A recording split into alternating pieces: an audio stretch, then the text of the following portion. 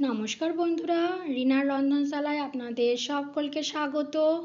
আজ আমি আপনাদেরকে দারুণ টেস্টি একটা নিরামিষ মোগলাই পরোটা বানিয়ে দেখাবো।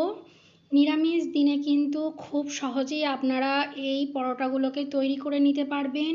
নিরামিষ দিনে যখন একটু অন্যরকম কিছু খেতে ইচ্ছা করে তখন এই পরোটাগুলো কিন্তু আপনারা তৈরি করে নিতে পারবেন।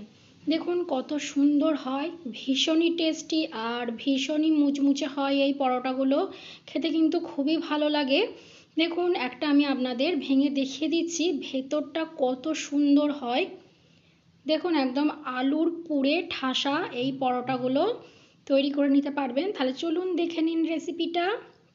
দেখুন তার জন্য এখানে আমি প্রথমে এক বাটি ময়দা নিয়ে নিচ্ছি। আপনারা আপনাদের পরিমাণ মতন ময়দাটা নিয়ে নেবেন। এবার তার সঙ্গে দিয়ে দিচ্ছি সামান্য একটু নুন, দিয়ে খুব ভালো করে নুনটাকে ময়দার সঙ্গে মিশিয়ে নিচ্ছি। আর দেখুন মধ্যিখানটা ঠিক এইরকম একটা গর্ত করে নিয়েছি। এবার আমি এর মধ্যে দিয়ে দিচ্ছি 2 চামচ রিফাইন্ড অয়েল।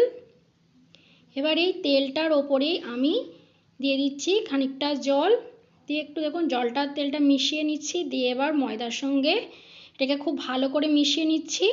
আপনারা এইভাবে যদি ময়দাটা মাখেন দেখবেন পরোটাগুলো কিন্তু ভীষণই খাস্তা হবে। এবার অল্প অল্প করে জল দিয়ে এর একটা ডো আমি রেডি করে নেব। দেখুন অল্প অল্প করে জল দিয়ে ঠিক এইরকম একটা সফট ডো রেডি করে নিয়েছি। এবার এটাকে ঢাকা দিয়ে একপাশে রেখে দেব। আর এধারে দেখুন একটা এরকম মিডিয়াম সাইজের আলুকে আমি খোসাটা ছাড়িয়ে খুব ভালো করে ধুয়ে নিয়েছি। আপনারা আপনাদের পরিমাণ মতন আলুটাও নিয়ে নিতে পারেন। দেখুন এখানে একটা গ্রেটার নিয়েছি। এবার গ্রেটারের সাহায্যে আলুটাকে আমি খুব ভালো করে গ্রেট করে নেব।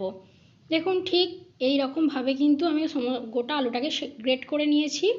দেখুন আলু গ্রেট করা হয়ে গেছে। এবার দেখুন একটা বাটিতে আমি জল নিয়েছি।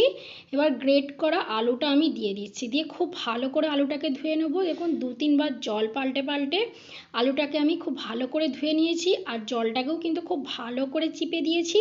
দেখুন আলুটাকে কিন্তু কতটা ঝরঝরে হয়ে গেছে আপনারা দেখলেই বুঝতে পারবেন। এবার আলুর মধ্যে আমি কিছু জিনিস মেশাবো। তার জন্য দেখুন এখানে আমি কিছুটা ধনেপাতা কুচিয়ে নিয়েছি, সেইটা দিয়ে দিলাম। আর একটুখানি আদা দেখুন খুব মিহি করে কুচিয়ে নিয়েছি, সেটাও দিয়ে দিলাম। আপনারা চাইলে আদাটা দিতেও পারেন, নাও দিতে পারেন। আর দিয়ে দিচ্ছি মিহি করে কুচিয়ে রাখা 2টো লঙ্কা। ঝালটা আপনারা আপনাদের পছন্দ মতো দিয়ে নেবেন। এবার আমি এর মধ্যে দিয়ে দিচ্ছি স্বাদ অনুযায়ী নুন, দিয়ে দিচ্ছি সামান্য একটু গরম মশলা গুঁড়ো, আর দিয়ে দিচ্ছি 1/2 চামচ চাট মশলা। আপনারা আপনাদের এখানে পছন্দ মতন মশলা অ্যাড করতে পারেন। আর দিয়ে দিচ্ছি সামান্য একটু লঙ্কা গুঁড়ো।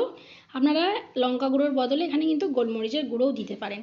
আর দিয়ে দিচ্ছি অর্ধেক লেবুর রস। লেবুর রসটা দিলে কিন্তু এখানে টেস্টটা খুব ভালো আসবে। আপনারা চাইলে কিন্তু আপনাদের কাছে যদি আমচুর পাউডার থাকে সেটাও আপনারা এখানে দিয়ে নিতে পারবেন। আর দিয়ে দিচ্ছি 1 চামচ মতন সর্ষের তেল। দিয়ে সমস্ত কিছুকে দেখুন হাতের সাহায্যে আমি আলতো করে মিশিয়ে নেব। বেশি চাপ দিয়ে মেশাবেন না, তাহলে কিন্তু আলু দিয়ে জল ছাড়বে। দেখুন হালকা করে মিশিয়ে নিয়েছি। এবার যে ময়দাটা আমি মেখে রেখেছিলাম সেটাও দেখুন এখন অনেকটা সেট হয়ে গেছে। এবার এর থেকে আমি লেচি কেটে নেব।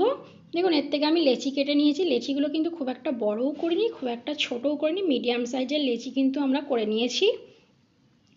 এবার আমি একটা চাকি বেলনা নিয়ে নিয়েছি, তার মধ্যে প্রথমে সামান্য একটু গুঁড়ো ময়দা দিয়ে দিয়েছি। দিয়ে এবার লেচিটাকে নিয়ে নিয়েছি।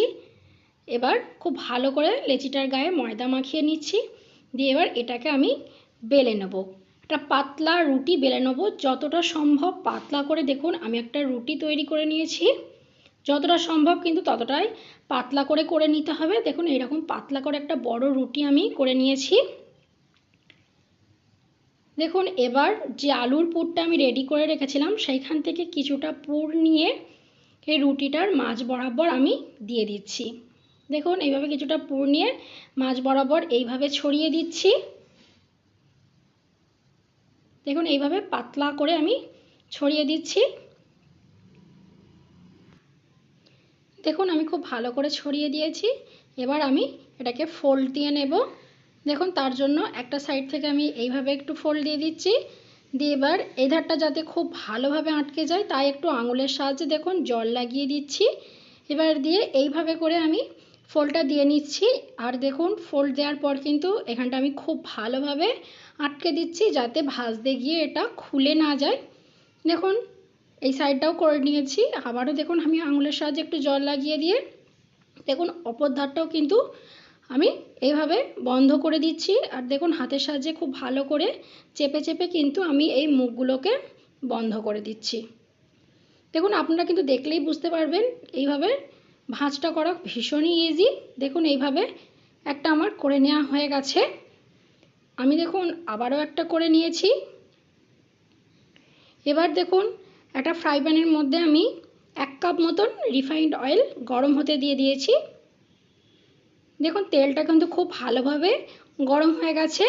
এবার যে পরোটাটা আমি করে রেখেছিলাম সেটা তেলের মধ্যে এইভাবে দিয়ে দিলাম। আর দেখুন যে ধারটা আমি ভাঁজ করেছি সেই ধারটা কিন্তু আমি নিচে রেখেছি।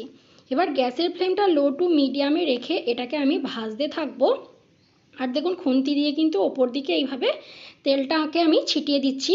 আর গ্যাসের ফ্লেমটা কিন্তু অবশ্যই লো টু মিডিয়ামে রাখবেন, কারণ ভেতরে যে পুরটা আমরা দিয়েছি সেটা আলুটা কাঁচা।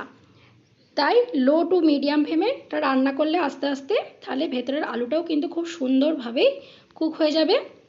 দেখুন ওপর থেকে এরকম হালকা হালকা করে তেল ছিটিয়ে দেওয়ার ফলে এটা কিন্তু খুব সুন্দরভাবে ফুলে উঠবে। দেখুন আপনারা কিন্তু দেখলেই বুঝতে পারবেন। দেখুন আস্তে আস্তে দেখুন এটা একদম ফুলে গেছে।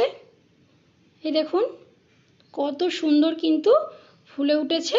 এবার আমি এটাকে এইভাবে আস্তে করে উল্টে দিয়ে অপর দিকটাও কিন্তু খুব ভালোভাবে লাল করে ভেজে নেব। দেখুন কত সুন্দর একটা গোল্ডেন ব্রাউন কালার চলে এসেছে।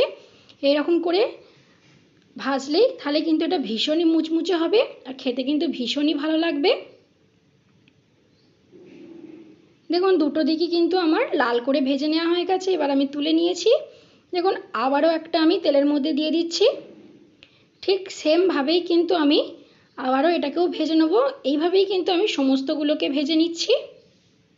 দেখুন ভেজে নেওয়া হয়ে গেছে আর কত সুন্দর ফুলকো মুচমুচে খাস্তার আর ভীষণই টেস্টি। আমি একটা আপনাদের ভেঙে দেখিয়ে দিচ্ছি ভেতরটা কত সুন্দর হয়েছে। তো বন্ধুরা আমার এই রেসিপিটা কেমন লাগলো কমেন্টে কিন্তু অবশ্যই জানাবেন। আর ভিডিওটা ভালো লাগলে একটা লাইক করে আমার চ্যানেলটাকে সাবস্ক্রাইব করে নেবেন। আজকের মতন এই পর্যন্তই। ভালো থাকবেন, সুস্থ থাকবেন। ধন্যবাদ। দেখা হবে আবার নতুন কোনো রেসিপিতে।